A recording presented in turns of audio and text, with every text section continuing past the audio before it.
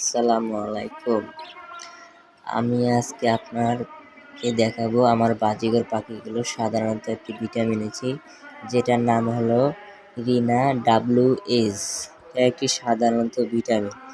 পাশেই দেখতেছেন একটি বোতলে আমি পানির সাথে মিশ্রণ করেছি, এটার কালার হয়েছে হলুদ এবং পুরা একটি বোতলে ভর্তি করে এই বোতলটা 2 চিমটি পরিমাণ পানিতে মিশ্রণ করে আমি আমার পাখিগুলোকে যেভাবে খাওয়াবো আপনারা দেখুন।